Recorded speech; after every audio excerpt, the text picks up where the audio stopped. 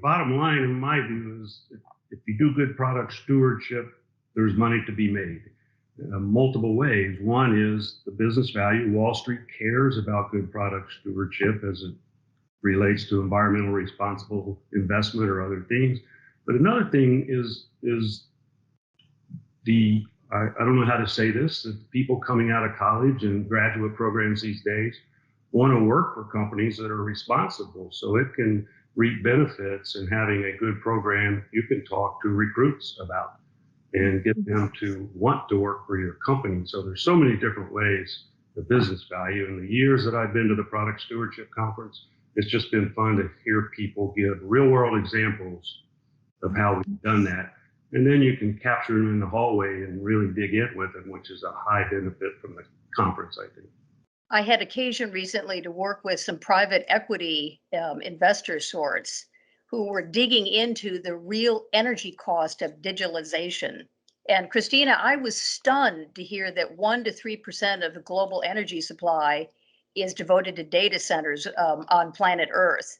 I mean, the ability to quantify that number and what it means for companies, all companies that engage in the digital economy, is something that I think product stewards need to know and understand. So I'm hoping that we can get much more information on the impact of the digital economy and what it means with regard to ESG considerations along the line that Tom just mentioned.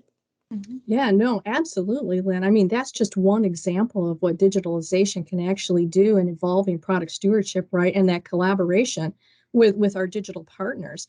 I think the amount of data that can be connected and shared and presented can really benefit a lot of the solutions that we as product stewards are looking forward to, right? And making sure that that delivery is timely, change management is incorporated, and the data is really transparent throughout multiple, levels of organizations need to be shared. Right now, what are the 2 or 3 hot button points with respect to circularity in the United States? First of all, is really fundamental, and we've seen it at the beginning of all big initiatives, is companies hearing, well, I'm supposed to do this thing. My investors want me to make more sustainable products and cut down my greenhouse gas emissions, and my customer is asking me about the circular economy, and I don't know what that means.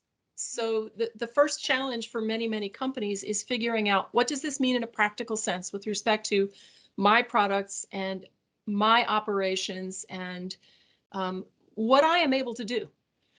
What does greener chemistry mean in practice? So we start to get it, how do I set up a program for extended producer responsibility so that I am sure, I'm completely confident that my materials at end of life are being recycled appropriately. So we very quickly try to go from these high level strategy pieces down into really practical implementation that bring, to your point, Tom, business value. And I think that if our community members can come to the conference with some rich examples of what they've been doing, what they've been exploring in these areas, it will be an amazing discussion and a powerful conference. I agree.